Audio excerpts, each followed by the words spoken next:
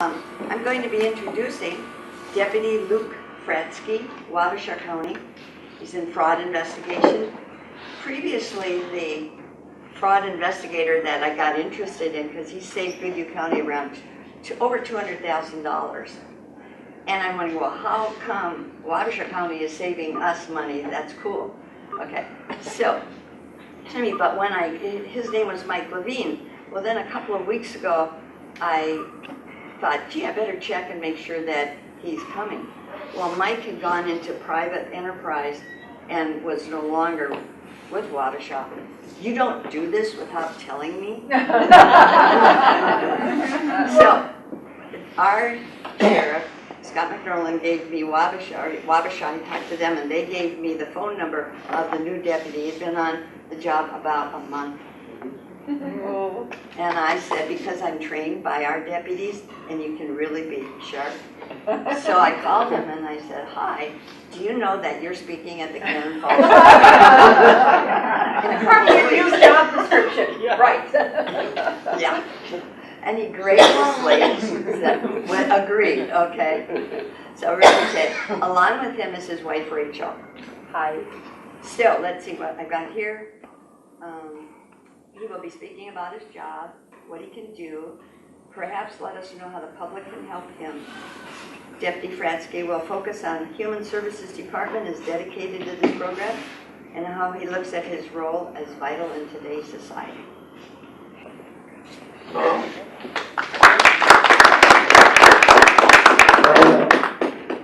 Well, thank you. And I am brand new at this. This is the first go-around I've had since I've been in this position to speak with anybody, so hopefully I don't disappoint. Wait a minute, can you hear him? Otherwise, yeah, I can speak up too if you need to. Like Rosie said, I am the welfare fraud investigator. I'm based out of Wabasha. That's my home base. That's where I was a deputy for about a year and a half before I turned to this. But I also cover Goodhue County, which is here with you guys. I cover Winona County, which is another large county. I cover Houston and Fillmore as well. So I have 5 counties that I cover and do the fraud for all 5 of these counties.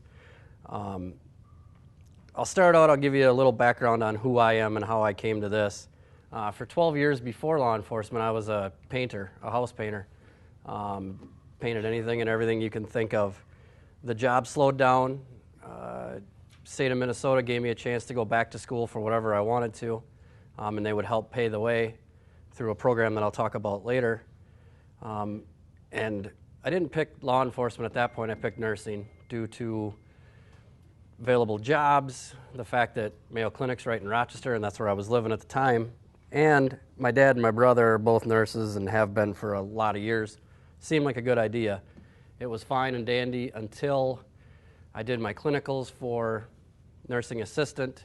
I was in a nursing home here in Goodhue County, as a matter of fact, and I had to put socks on a gentleman, and that was it for me. I didn't like it. It was odd. It just was a strange feeling. So at that point, after that, I passed the class. I got done there. I switched over then. I talked to the counselor that I had from the state and asked if I could do law enforcement. He told me yes, it did qualify. So that's what I did. That was my childhood dream. My grandpa was a Minnesota State trooper in the Rochester area all the time when I was growing up, so I always got to play around in his squad car and kind of see the job, and I'd always talk to him. I was always curious about his stories. So then I decided to make that change into the career that I'd always wanted to do. I went through the training. There's a pretty long, extensive training, and loved every minute of it, except for the part where we get sprayed with the chemical that we carry. So if it's on my belt, I have to have been sprayed by it, and that stuff is horrible. After I graduated, I got hired at RCTC, the Rochester Community College, as the security coordinator. Sat there for a few years, kind of decided that this was probably going to be it for my law enforcement career at that point. It was a good job. I didn't love it, but it was a good job paying well. And at the time, I was a single father with 3 kids. Eventually, the other administrator, the security administrator, who had worked in Wabasha County as a deputy, saw that I wasn't real happy where I was, just more or less day-to-day getting by. He talked me into applying for the city of Wabasha.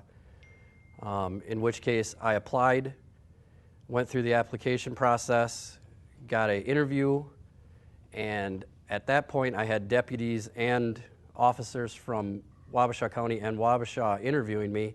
I left, I got hired that day, which if you guys know law enforcement, it's not the easiest thing to do. I got hired that day by the city and the county, both part-time. So that's where my career started. After working part-time for a few months for mostly the city of Wabasha, one of the officers got injured.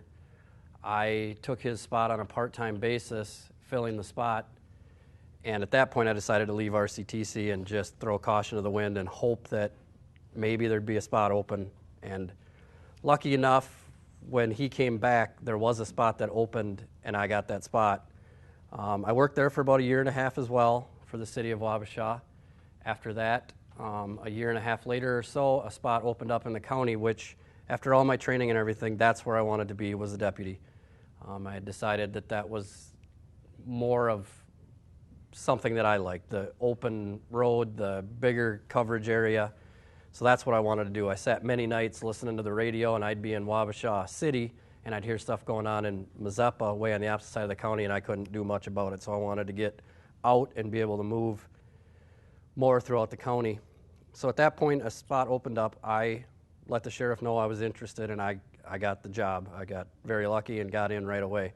So for 1.5 years, I was on the road for the county of Wabasha. Did everything you can think of as a normal deputy would do. At that point, when this job opened up, I just kind of threw my name in the ring thinking I'm the lowest deputy on that we have. There's no chance I'm going to get it, but I'm going to throw my name out there and just see. So sure enough, I got picked to take the position with a little apprehension because it's different than law enforcement in certain ways, but it's still law enforcement. I had to give up what I loved at the time was the sitting in my car watching for DWIs, waiting for the radio to go for assaults or anything else, bar fights, stuff like that. I worked nights, so I had interesting times working at night. At that time, I was in FTO program. I was becoming an FTO, and actually when I got the call, I was in the Twin Cities finishing up the FTO, which now is kind of a wasted thing because nobody's going to FTO with me. Nobody else does this, so I now am an FTO. It stands for Field Training Officer. It's the officers that train the new officers. So I was going to do that, but now I am certified, but I don't do it. But in the meantime, one of the qualifications I had was I'm on the Goodhue County, Wabasha County ERU or SWAT team, and that was one of my conditions is I don't leave the SWAT team. So I still am there. They put lights in my squad that were not there previously so I can actually respond. I guess my personal life, through all this, when I was working at RCTC, I met my wife. I did say I had 3 kids, and I was single at that time. She had 1 child, so we ended up getting married almost 3 years ago to the day, and we now have 1 child together. He's 10 months old, and he is a handful to say the least. So earlier when I mentioned I went back to school or the state of Minnesota paid for part of my tuition, they did.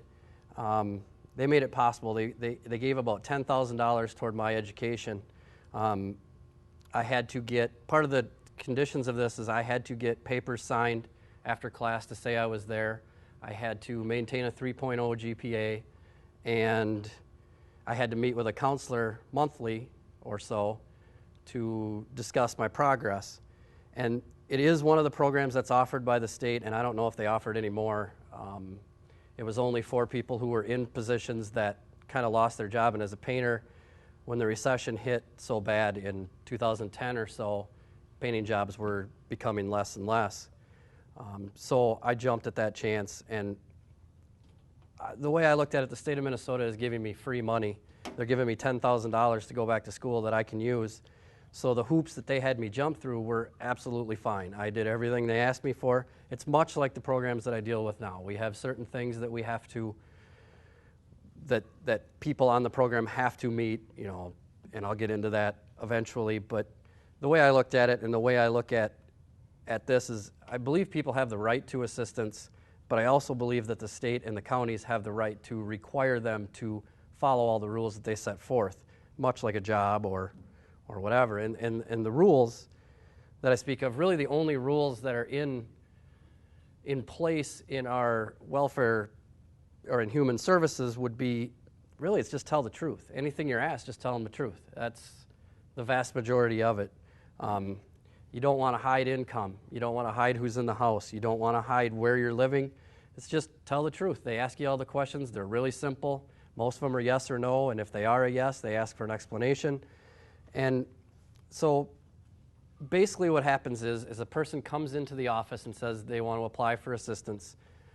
They fill out this long, it's probably a 5-page thing, though 5 pages sounds like much. There's only about 4 questions on each page. But they fill that out, and that's about it. Then they meet with these caseworkers that are in each respective county, and they get kind of interviewed along with what they've already filled out to make sure everything matches. This is where they first start to meet kind of the people that help me. They have interviews set up with each and every, I guess you call them an interviewer. They have different titles in each county. But when they sit down, then they have the chance to explain anything that's on that application that they've turned in. The human service workers, I can't do my job without them. They are the entire backbone of everything. Anything that comes in that they think is odd, anything that they find what they believe might be a lie, nothing comes to me. Well, 90% of everything that comes to me comes through them. They're the first line to see, okay, this person doesn't seem like they're telling the truth, or this seems just a little bit off. Can you please go visit them? That's kind of how my job starts.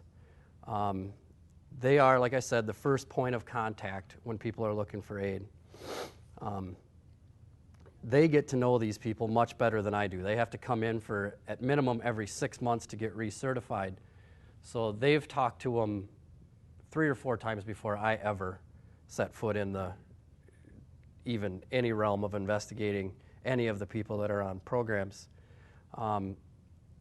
They just more or less, a lot of the times, go by feelings that something just isn't right. Sometimes they have other evidence that things aren't right, but a lot of times it's kind of a feeling that just doesn't sound right, or they said this on the application, but they said this to me in an interview, and then the ball starts rolling. Sometimes they feel like somebody's hiding something, and the things you can hide is who lives in your house. You know, it's a benefit to you to have, let's say, you're living in your house, a girlfriend lives in the house with her 2 kids, and then just reports that. Well, you get higher benefits if you just report that and you do not report that your boyfriend also lives there who makes $60,000 a year, because that would be counted if everybody's together. So that's that kind of stuff where you don't want to hide who's living in the house.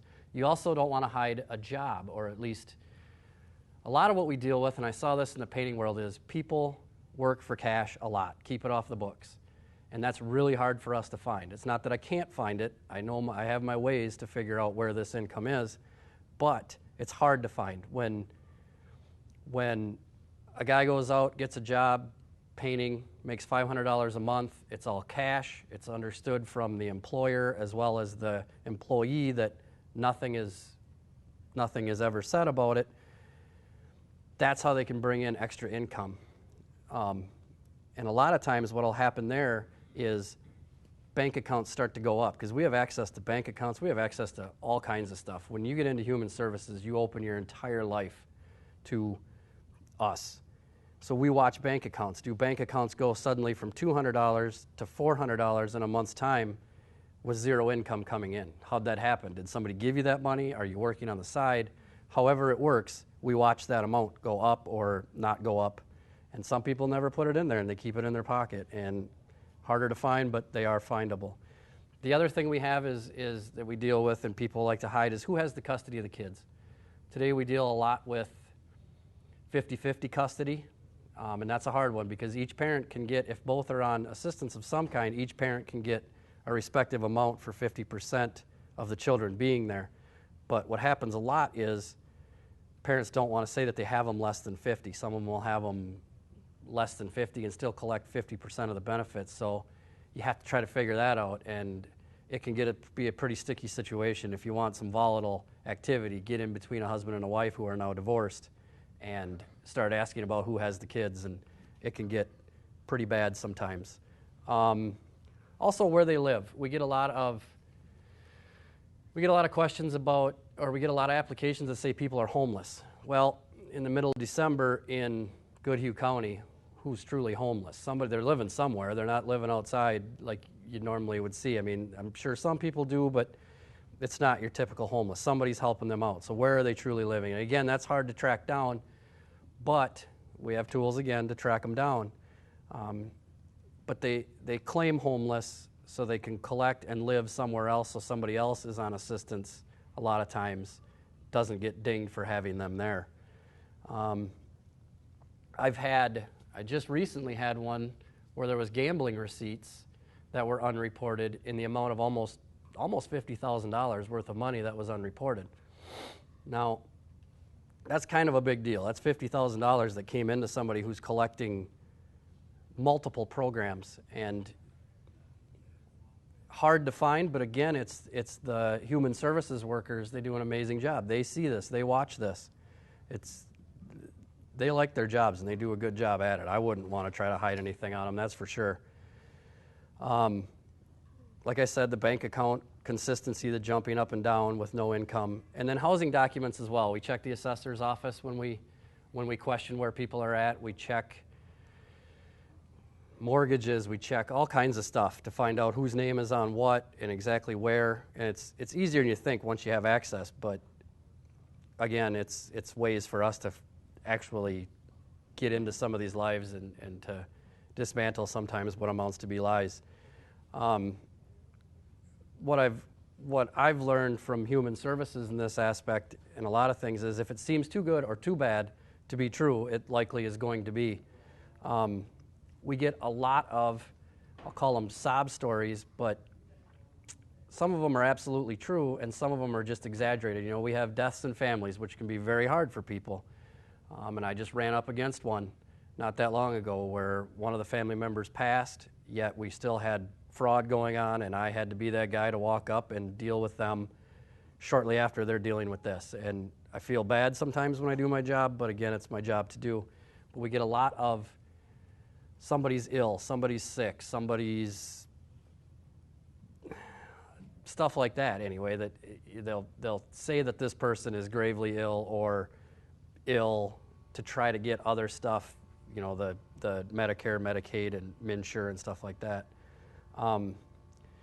The one thing about my job, and I know Rosie touched on it a little bit, the money, this is one of the very few, and I don't know of any other positions in all of law enforcement where I am asked to pay my salary every year, and I'm asked to quadruple my salary every year. So not that this is my salary, but I'm asked to make at minimum $360,000 in savings every year for the 5 counties that I cover, which it's not all that easy. I really have to dig. I really have to work hard. In each case, some cases can amount to a ton of savings. Some can amount to, I can do the same amount of work and get $100 in savings. It all kind of depends on what the case is, the complexity. But again, it's just an odd thing that I pay for my own position. And I know Rosie said it was about $200,000 for Goodhue County last year. And I had Minnesota send me all the stuff as far as our numbers. I'm too new at this. I can't figure out what they mean by some of this. So I didn't bring that with today because I don't understand it fully. But I do know if Mike said it was $200,000, it was $200,000. And I believe it was just over 200. But that's just last year. So Mike did this for 2 years. And I know at this point, this program's in 2 years' time and a little bit beyond now with me, we're over $1 million in savings for all 5 counties in the 2.5 almost years for the counties, all 5 counties. And Goodhue being one of the larger saved counties because they are the larger population. Goodhue and Winona are by far the largest population that we have, kind of equal really, and the number of cases from those two are about equal as well. So they get the bigger savings, but they also have more fraud, so just by virtue of numbers. So after Human Services gets a hold of this and does all their work that they're going to do, they send me a piece of paper, tells the name, everything I need to know about the person, and then it gives a little blurb, what I'm really concerned about is a synopsis of what they think is going on, what they think I should look into. Kind of gives me a direction to start. So then I take over as the investigating side. I check all the databases, kind of like I mentioned before. I have access to a ton of stuff. I have access to, on my computer alone, I can go through records, I can go through addresses, I can go through criminal history searches, vehicle searches, property records, on and on and on. The one thing with this job is, when I get into the complexities of this, is I'm asked, when I get a case, whatever the referral date is, whenever the worker sends it to me, say it's January 1st, they send me this referral, I am asked to be done with this case and have it turned in by January 15th. I have 14 days to investigate, on average. Now, that's a sliding number that I can semi-work around. Some cases take a day, some cases take 2 months. It all depends on the complexity of what the case actually is. Because if I start to investigate some, I can walk right up to their house knowing that, okay, they're saying this person, and this person's living there. I can walk up to their house, but instead of going to their house, I'll go to each neighbor first. And I'll say, who lives at this house? And neighbors are more than happy, especially when I say I'm a welfare fraud investigator. I can't tell them what I'm doing there. I can't tell them what I'm investigating, but I can certainly tell them my title. And people generally get the idea at that point. But they're more than willing to help on either side, so I can usually pin it down, then just knock on their door and figure it out, and in a day's time, an investigation is complete, usually.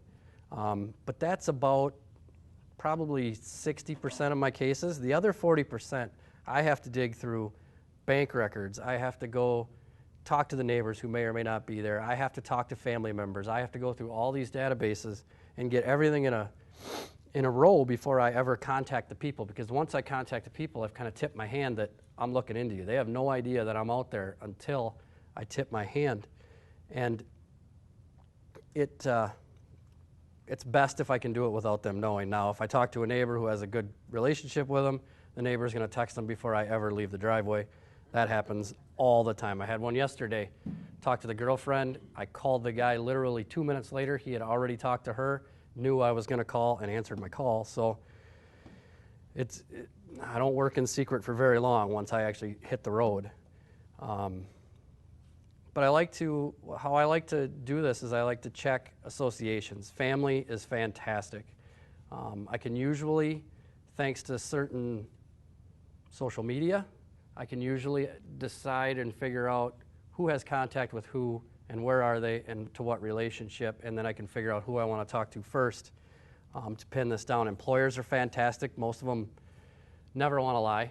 I mean, I had a case not that long ago where the employer was absolutely forthright. He paid the guy cash, but he claimed it all on taxes. The other end did not. So that's where the problem, it was an easy case, again, a day case, because the employer told me this is what happened, this is the money he paid him, went to the guy, said, hey, this is what he says, yep, you got me, end of case at that point, which is nice, I like those. I also check, not only do I check banks, which seems a little bit invasive, but I also check schools. When we have kids, I'll sometimes talk to the kids. I try to steer away from talking to the kids. I will, however, check to make sure the kids are actually at school. We have a lot of custody cases where one will live 50 miles apart and claim 50-50, which is pretty tough to do when you're 50 miles away driving your child to his third grade class every day for 50 miles. So it kind of makes me wonder who's truly got custody at this point. So basically, in a nutshell, what I like to do is I like to circle the wagons, because I know that I'm looking into this person, but I'm trying to make sure that every lie that I can conceivably think of is covered before I ever talk to them. But I'll tell you what, I walk in and there's some lies doozies that I've never heard before, some stories that will yeah, interesting stories, to say the least. But then I talk to them directly. At some point, I will have contact with the person themselves. And typically, be honest, typically when I walk up to that door, I already know what direction this is going to go. I know that either this person is going to tell me the truth, or this is probably what they're going to tell me, and we'll, I guess, go from there. But it doesn't mean at that point I won't change my mind. Even if I think that this person, all right, this person's really scamming the system, and I need to kick them off right now, or I need to charge them criminally, however I choose, and I'll get there and I'll talk to them, and I'll still get a sense of what I think they're actually saying. And that reminds me a lot of the road, where you walk into a situation and you kind of have to determine who's right and who's wrong at that point in a few minutes, and I still kind of use that judgment to the best that I can. When I do talk to them, I always tell the people I have two choices. One, I can charge you criminally, which that's the nice part of this position, is that I'm a sworn police officer. I can charge criminally. The previous one before Mike was not a sworn officer, and that's why they went to this. This helps a lot. So I can charge them criminally for, well, the main one is the Minnesota statute 256.98, which is wrongfully obtaining assistance. Basically, if you defraud in any way, if you knowingly put on that application that John does not live here, but you know he did and I can prove it, then that could be a felony level offense, and people don't want felonies, that's for sure. So it's as simple as, do I charge you with a felony because you are really using the system to your benefit but hurting the state and the counties by taking this assistance? And I can say in the 2 months or so that I've really been doing this, I have not charged anybody criminally yet. Doesn't mean it's not coming.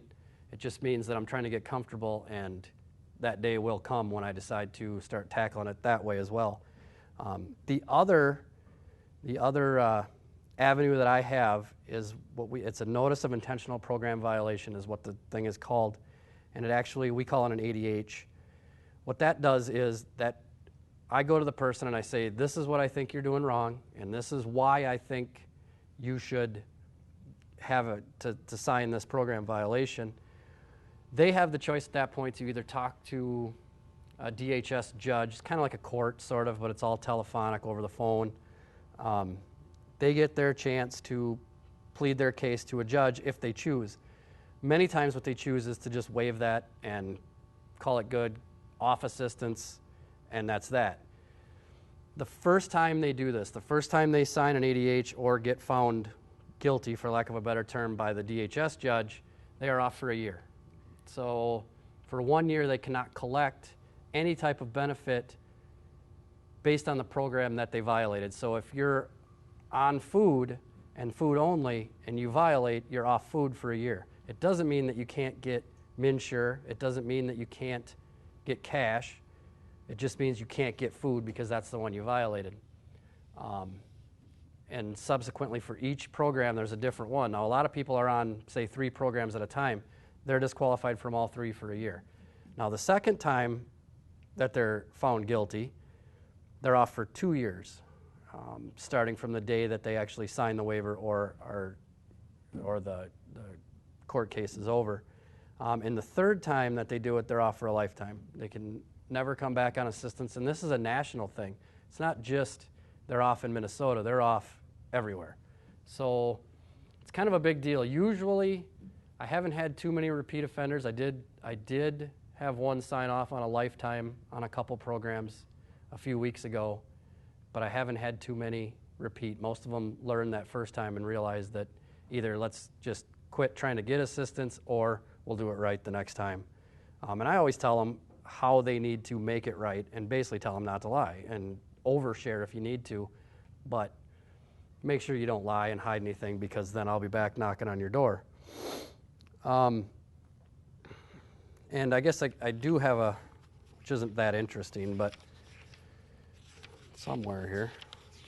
Oh, I lied, I don't have it. But the sheet is not, it's basically I fill out their name, I tell them exactly what the proof I have is, what programs are being kicked off, what violation that they actually committed, and then they have 3 choices. Either I admit to the facts presented before me, and I do not want a hearing. I admit to the facts, or I do not admit to the facts before me, but I still don't want a hearing. Or 3, I want a hearing. And however they choose, that's up to them. They go from there. Sometimes, as well, no action is taken at all. Sometimes we're off. We think maybe something weird is going on, but when in actuality, when I get done investigating it, we find out that it's just plain weird, but it's not illegal. It's certain things people do that are not illegal, odd but not illegal, and I won't kick them off. Or sometimes it just looks bad or looks suspicious, but come to find out that they're not lying at all. But in any case, all that discretion, and that's one of the beauties of doing this job and being a deputy out on the road as well, was all the discretion in this is mine. I can decide if I want to criminally charge. I can decide if I want to do an ADH waiver. I can decide to do nothing at all. It's all up to me. And I know people have always asked me, well, when do they meet that criminal statute? And I can't answer that, but I'll know when I get there, when they actually warrant a actual charge. But the other thing on the converse side of that is when the workers put all this work in and give me this case, and they know this way better than I do. They know that when they're giving me a case, they know which cases they want a waiver for or they think one should exist. And I have to explain to them when I don't give one why it is that I didn't give it. And they're not always, they have the same attitude I do.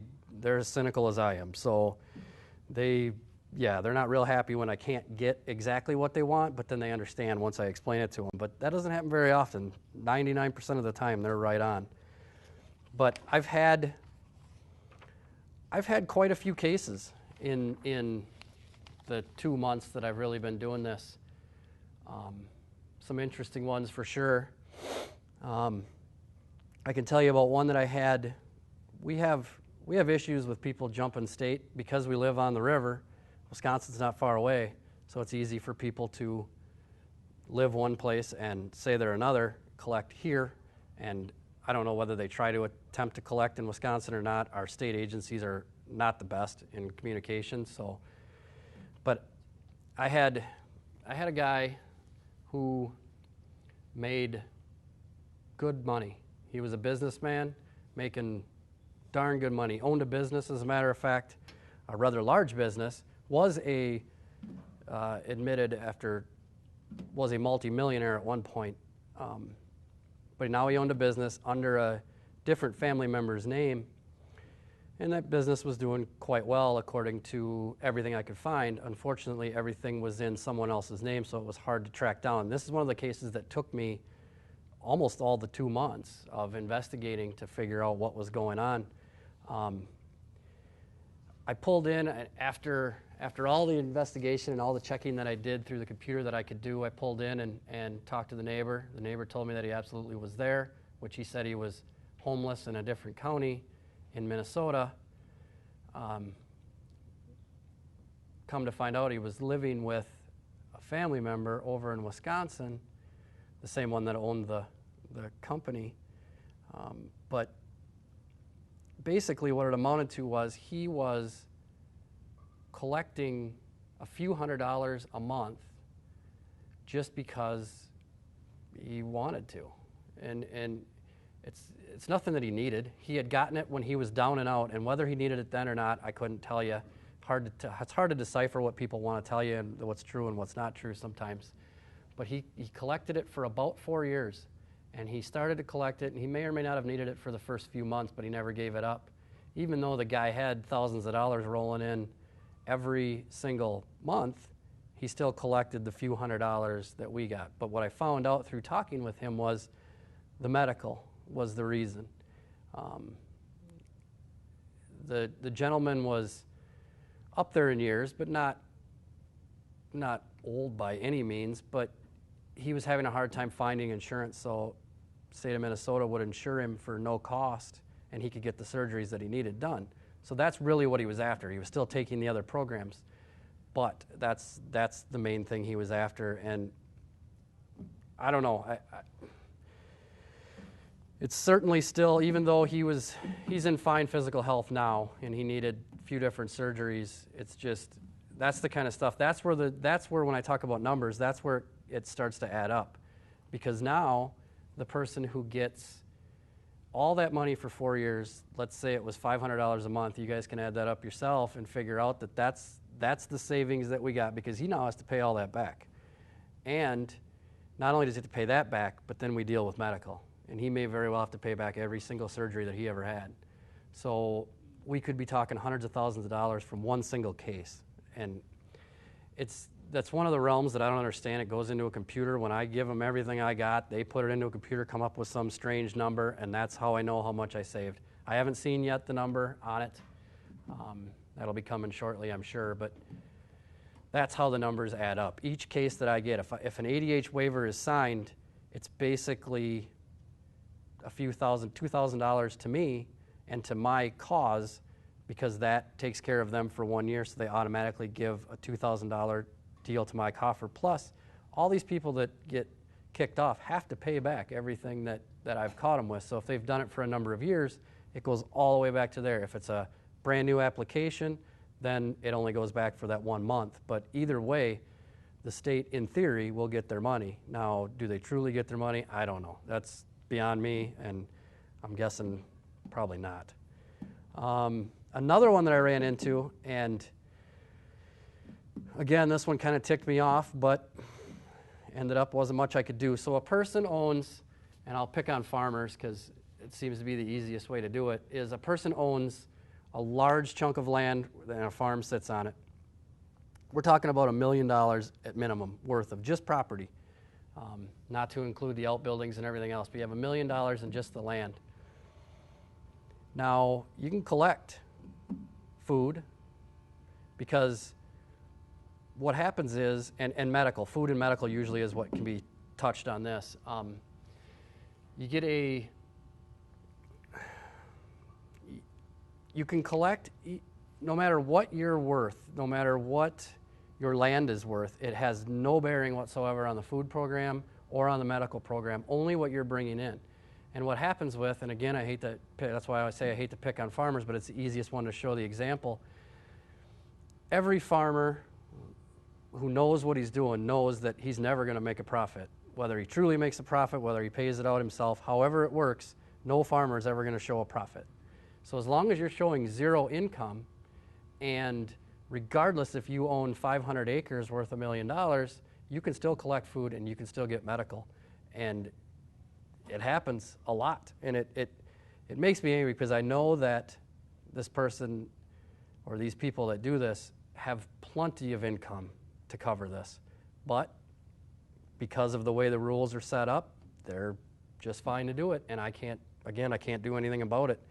And the problem lies a lot of times now with the medical situation in this country now. It's so expensive that people find ways to get on these programs that are free or very low cost to save money. I know some people, it'll cost $2,000 per month to insure a single person. And so is it easier to show zero income and collect through this? And in some cases, it is easier. In some cases, it's probably all they can do. But it's still, again, in my eyes, a violation. In the state's eyes, it's not. So I can't do much about it. The other issue we have, and Goodhue is one of the leading counties in this one, as well as Winona, we have a lot of people that come from a different state, mainly Illinois, and they come up here, show residency they have to show for a year, but they'll come up here, they'll get into housing, they'll get that covered, and basically they get a free house up here, and they'll show residency for 1 year, though they do not reside in any way, shape, or form in Minnesota. What they do is they come back for the meetings that they have. When they have to meet with the social workers again, they come back to meet with the landlords, whatever they need to do, but then they go right back to Illinois, taking our benefits with them and buying food down there. I see it all the time, because I can check anytime a card is used. I can look and see where it was used, when it was used, at what store it was used. So I can see that this card has been used for 4 months straight in Chicago, Illinois. Well, why? That's because the ultimate goal for people who do this is apparently in Chicago, housing is very tight. So the one way that they can get up on the list, a very easy way to get up higher on the list, is to establish residency in a different state for 1 year, then go back to Illinois and apply, and they're higher on that list. And they'll get a house. If they stay in Illinois, they won't get a house. So they have to come up here, they have to do all this, and then they can go back and they'll have their housing in Chicago that they ultimately wanted. Unfortunately, again, the state sees it as semi-legal. I don't. And so I butt heads. I did get one kicked off. She left 11 months and about 16 days after living here. So she missed her residency. And I made sure that I showed that she was gone. And I did that through help of housing, showing that she's not there, through the usage of the card, through everything. I could show that she was no longer resident. She missed it by about 3.5 months. You can only be gone for so long before they say, okay, you're not a resident here. You're not doing anything. And I don't know what that number is exactly, but I know it's somewhere around the 4-month mark because she was right there. But she didn't answer anything, and she lost her eligibility. She lost her eligibility here, but then she lost her ultimate goal, which was the housing in Illinois. So didn't work out at all. Whether she'll try it again in a different county, probably. Somewhere else, I don't know. I don't know why Wisconsin gets jumped. I don't know what the difference is in their welfare system, why I wouldn't just move up to Milwaukee and then back to Chicago so you're close, but I don't know. I don't understand that part, but we get it a lot. And Red Wing has a big problem with that, and as does Winona. They both have a big problem, and it happens a lot, and it's hard to catch because we're dealing with people a lot of times here that when they do this kind of thing, this is their way of life. This is their job. They know every T to cross and every I to dot, and they don't come up necessarily often. It's hard to catch them. You can't. They just don't pop up ever. Another thing that I find is fun, and being part of ERU or SWAT, is we get to do. I go on, whether it's regardless of whether I'm on SWAT or just as a regular officer, I go on to virtually every warrant call that we do. I'm with. Especially, I'll make a point to be there if it's somebody that I know beforehand has assistance or is on assistance. Now, I can't let the other officers know that because I can't really share amongst what I know into anybody else. What I know has to stay with me. That's the privacy thing with the state of Minnesota, and that's all there is to it. But what I do is I tag along. I actively participate. Last one I got to actually take down the door, almost, until they opened at the last second. But so I get to have the fun with the warrants. But then they have no idea who I am, and they have no idea why I'm there. First, I'm there for whatever reason that the warrant is. A lot of times it's drug warrants or whatever. But I'll start asking them questions after the other officers have done what they need to do, but I'll listen as they do it. But I'll start asking questions afterwards. If they're on assistance, I want to know. That's usually when they're going to tell me who lives there. If they don't know who I am, they don't know to hide the fact that the boyfriend's been living here for 2 years. So they'll tell me that he's been there. They want to, in a search warrant case, they want to pin the drugs on the boyfriend, or the boyfriend wants to pin it on the girlfriend, or however, but they'll both, yeah, he's been here for 2 years, that's all his stuff, or he'll say the exact opposite. So then I have them, and then give me 10 minutes later, I'll come back in and say, by the way, I'm the welfare fraud investigator, and what you just told me is a violation, and then I'll explain the ADH or the criminal, however it works, but I'll explain it to them and say, by the way, everything you just told me counts toward this. So it's kind of a sneaky way to do it, but it's a great tool to investigate stuff sometimes that's a little off. One thing, and I know it's come up often for people who watch welfare. I know that's the big topic is drug testing for welfare recipients, or it has been, and I've seen a lot about this. Minnesota does, in a way, do that, but only when we have drug felons, convicted drug felons. Then we can do testing and random testing. The problem is they're expensive to test. So I don't get my chance very often to do it, and I don't always know if they're a drug felon. I don't necessarily run them through our DVS system or our ID system every time I'm dealing with them. So I may not know. I may have a strange feeling. I had one yesterday. I just had a strange feeling, and sure enough, they were, but I didn't have contact with them. But again, some sheriff's departments will give me anything and everything that I want and take as many as you want, do whatever you want to. Some not as much, but they'll still help me in ways, and I figure out ways around everything. You got to be able to adjust to all your systems as you go. I guess in summarization, I would say this job is very unique and it's very specialized. I work days and nights, though I don't work the nights like I used to, which I know Rachel appreciates quite a bit, that I'm actually home now Monday through Friday. And rumor has it I even work weekends, but I have not had to yet, so I'm going to see if I can keep that streak alive. This is a position that I believe in. I believe in very strongly. I believe it's a vital role for the people that I serve. Again, it's probably the only position in law enforcement where you actually have to pay your own salary, but that's part of the fun for me, is I want to get that number as high as I can to show that I'm actually doing something for the community in that number way. People don't see me, people don't deal with me very often, but they see that number in the paper and they think, holy smokes. And it is a true savings, the number that you see.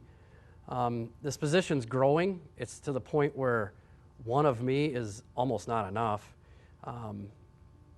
Really, Goodhue and Winona, it's tough. I'm here and I'm there, and it's back and forth between those two. The Wabasha, because it's home base, is fairly simple for me because I'm there all the time anyway. I start my day there every day. Houston and Fillmore are harder because they're way out there.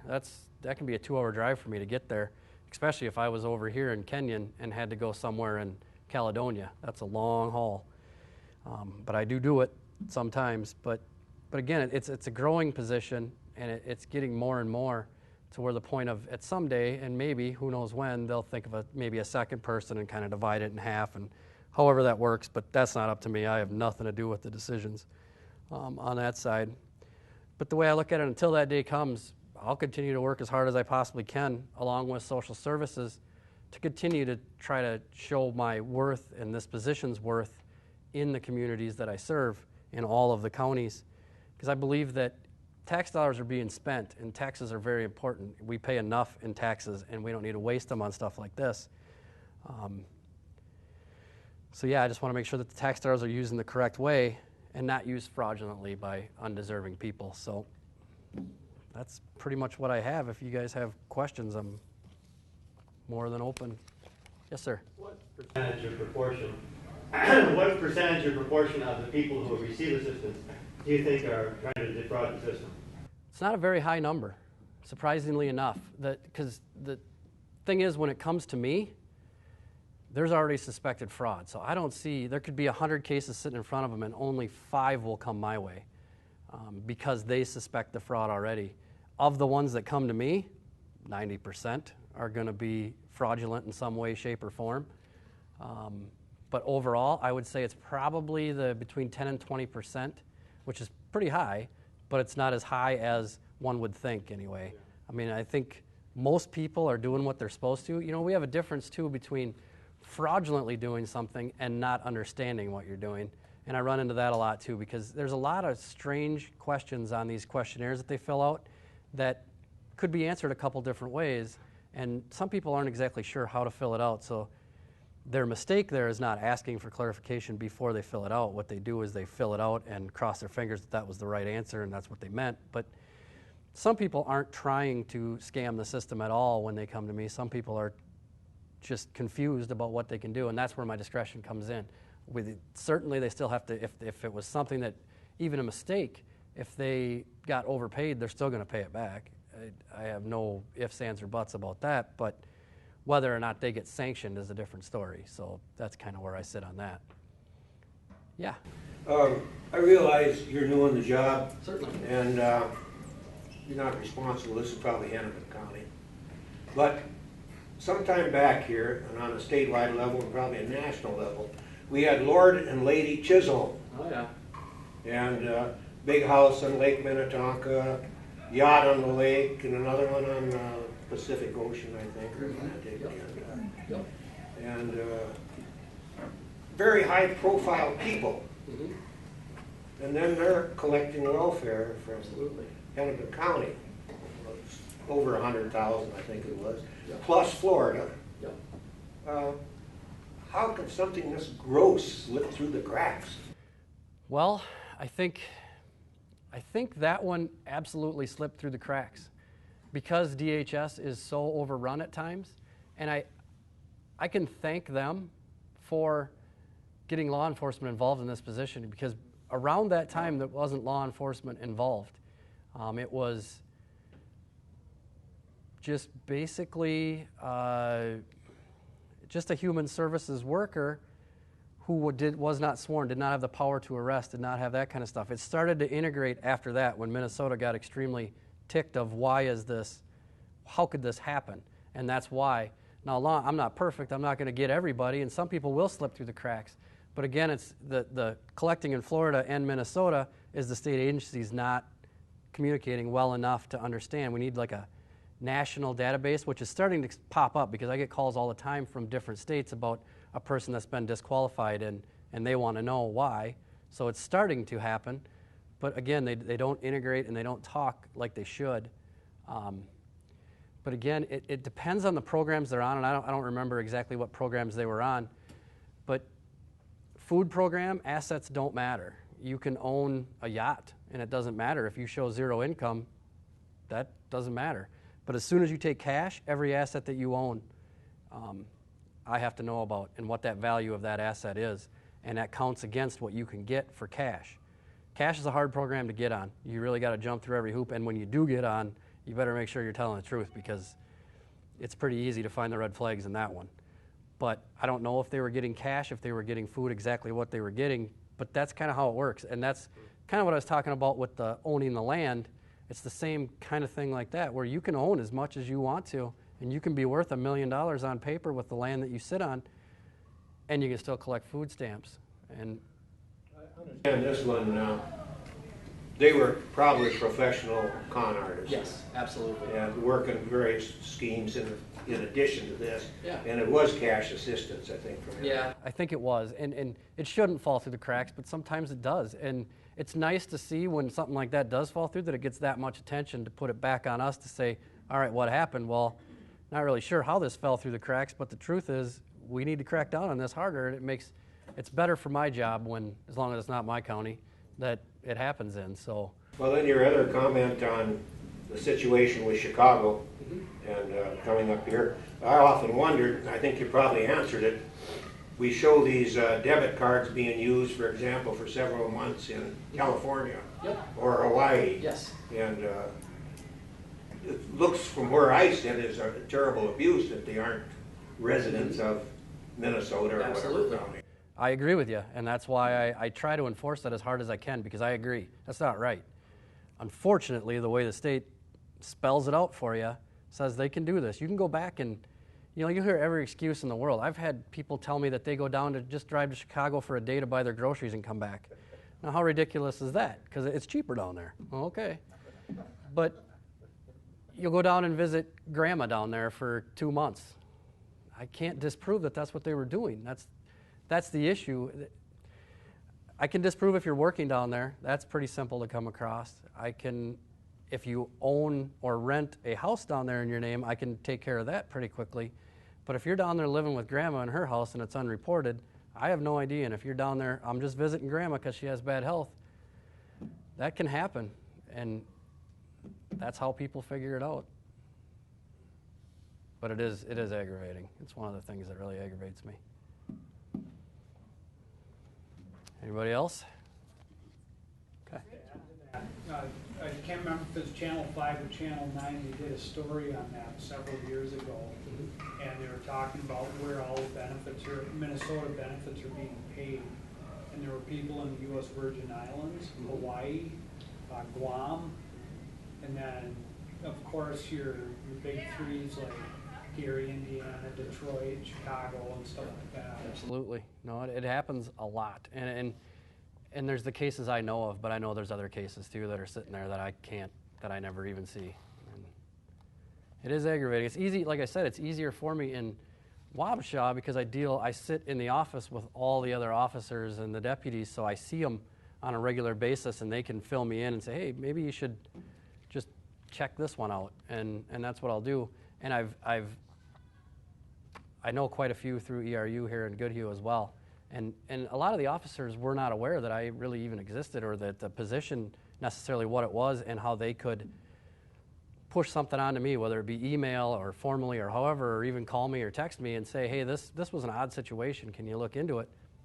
Sure, I have no problem. I'll take every single referral that we have, and if it's nothing, that's quick and I'm done. If it's something, great. I mean, that's a lot of the Wabasha cases I come across by myself.